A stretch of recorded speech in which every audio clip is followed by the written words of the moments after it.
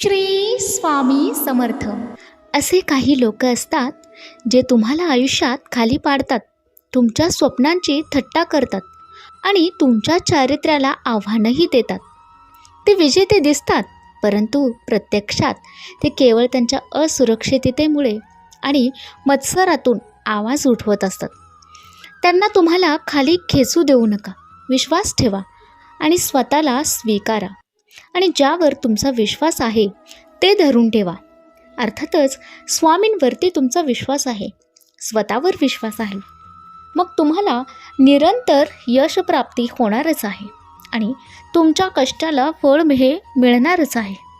ज्याची कष्ट करण्याची तयारी असते त्याला एक दिवस यशाचा मार्ग नक्कीच सापडत असतो.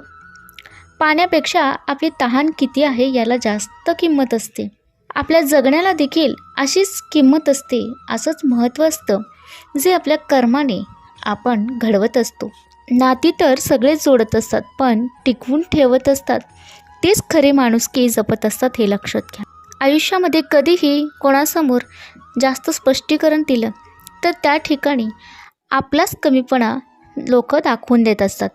त्यामुळे आपण कुठे स्पष्टीकरण द्यायचं आणि आपलं मत कुठे मांडायचं याचं आपल्याला गणित समजलं तर सगळ्या गोष्टी सोप्या होऊन जातात.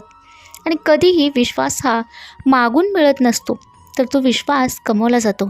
आणि एकदा कमवलेला विश्वास गमवला की तो पुन्हा आधीसारखा कधीही मिळत नसतो. साधी सोपी गोष्ट असते, पण आपल्या या आयुष्यामध्ये इतक्या असंख्य अडचणी असतात की प्रत्येक गोष्ट आपल्याला आभाळा एवढी मोठी वाटू लागते. आणि साहजिकच आहे, आपल्याला या गोष्टी आभाळा एवढ्या मोठ्या वाटतच असणार आहेत, कारण आपल्याला साथ सोबत कोणाची नसतेच. आणि या आयुष्याच्या प्रवासामध्ये शेवटी कितीही आधार असला तरी आपल्याला एकट्याने प्रवास नक्कीच करावा लागतो. आणि त्याचवेळी आपण एक माणूस म्हणून घडत असतो.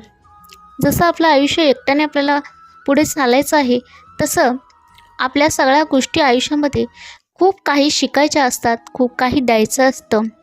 फक्त मी आणि माझं असं म्हणून कधीच चालत नसतं, कारण स्वामीने देखील तुम्हाला आभाळा एवढी माया दिलेली आहे आणि ते नेहमीच तुमच्या पाठीशी आहेत. मग आपण कोणाचं मन न दुखवता पुढे जात राहायचं.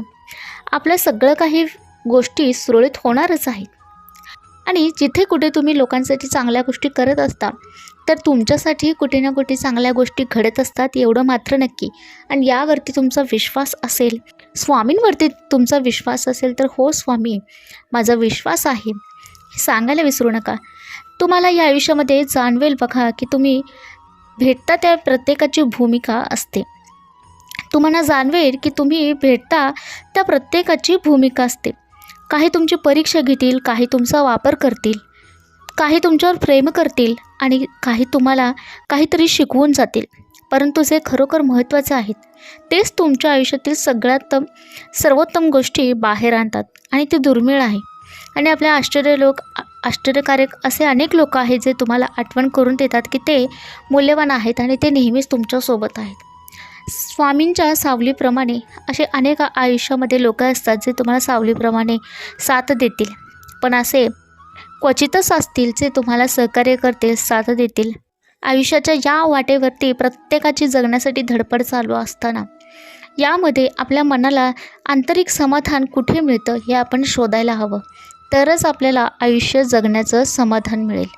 कारण या सगळ्या धावपळीत आपण आपलं जे आयुष्य आपल्याला मिळालेलं आहे ते आयुष्यात जगण्याचं विसरून जातो. काही लोक फक्त स्वतःचं पाहत असतात, इतरांशी त्यांना काही देणं घेणं नसतं. पण लक्षात घ्या, आपण जसं इतरांसोबत वागतो, जसं इतरांना गोष्टी देतो तेच आपल्याला फिरून मिळत असतं आणि आपले कर्म हे फिरून आपल्याकडे परत येत असतात.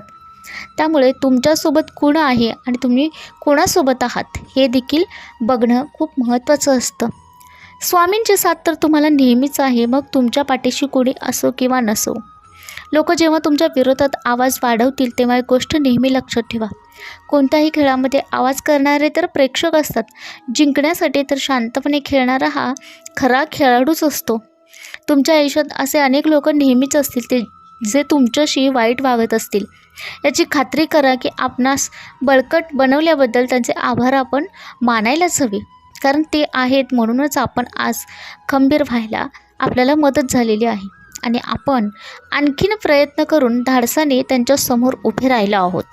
खूप लोकांचं आपण भलं केलं आहे, पण आज आपल्यावरती जी वेळ आली आहे त्या वेळेला आपल्याला कोणी सहकार्य केलेलं नाही आहे किंवा मदतीला आलेलं नाही आहे किंवा वेळेला आपल्याला कोणी मदत केली नाही आहे, याची खंत तुम्ही वाटून घेऊ नका. कारण स्वामी निश्चितच प्रत्येकाचं कर्म पाहत आहेत आणि कर्मानुसार प्रत्येकाचा हिशोब हा होतच असतो.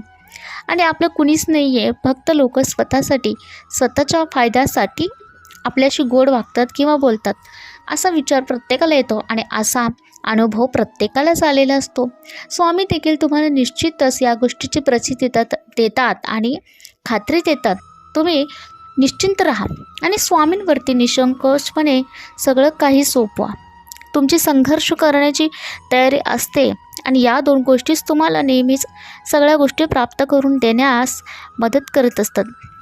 नेहमी लक्षात घ्या, मेहनतीचं फळ आणि समस्याचं समाधान हे नेहमी आपल्या हातातच असतं. राग, द्वेष आणि तिरस्कार हे तिघे संत गतीने परिणाम करणारे विषाप्रमाणे असतात, ज्याचं प्राशन आपण स्वतः करत असतो आणि आपल्याला वाटतं की त्याने कोणी दुसरा मरणार आहे. पण एक गोष्ट लक्षात घ्या, आपल्या हाताने आपण ज्या गोष्टी करतो त्याचा परिणाम आपल्यालाच भोगावे लागतात, मग त्या चांगल्या गोष्टी असोत किंवा वाईट गोष्टी असोत. त्यामुळे कोणत्याही गोष्टी करण्यापूर्वी त्याचा परिणामांचा एका बाजूने विचार करायचा, मग कुठल्याही गोष्टी करायला पुढे वाटचाल करायची. आजच्या कलियुगामध्ये ज्याला काही सांगायला गेलं तर ते म्हणतं माझंच खरं. मूर्ख लोक असे असतात की ते इतके मूर्ख असतात की दुसऱ्यांचं भलं होऊ नये म्हणून प्रयत्न करता करता स्वतःच कधी अपयशाच्या दिशेने वाटचाल करतात हे त्यांनाही कळत नाही. काही लोक इतके अन्याय करतील की विश्वास ठेवा, प्रत्येक कृती आपल्या मार्गावर लक्ष ठेवून असते. आणि हल्ली लोक खूप स्वार्थी आहेत, त्यांच्या गरजेनुसार तुम्हाला ते बोलतील आणि तुमचं कौतुक करतील. पण अशा लोकांपासून तुम्हाला सावध राहायचं आहे. आणि तुमच्यावर हसणारे लोक खूप भेटतील, पण तुम्हाला तुमच्या यशावर आणि तुमच्या कष्टावर विश्वास ठेवून, स्वतःवर संयम ठेवून आणि स्वामींवरती विश्वास ठेवून पुढे वाटचाल करायची आहे.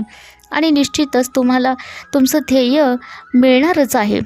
आणि तुम्ही स्वतःसाठी जिंकाल, त्या लोकांसाठी नाही. तुम्ही स्वतःच्या आत्मविश्वासासाठी जिंकाल, स्वतःच्या केलेल्या कष्टांवरती विश्वास ठेवून त्या कष्टाची किंमत ठेवून तुम्हाला पुढे वाटचाल करायची आहे. कारण बोलणारी लोक बोलत राहतात आणि ते तुम्हाला तुमचे कष्ट पाहणार नाहीत, पण तुमचा यश मिळालेलं नक्कीच पाहतील. आणि काही लोक हे आपल्याला शिकवण द्यायला येतात, पण ते आपल्याला मार्गदर्शन करायला येत नाहीत. स्वामींच्या मार्गदर्शनानुसार वाटचाल करा, मग तुमच्या आयुष्यामध्ये चांगल्या गोष्टी निश्चितच घडतील आणि सुखाचे दिवस नक्कीच येतील.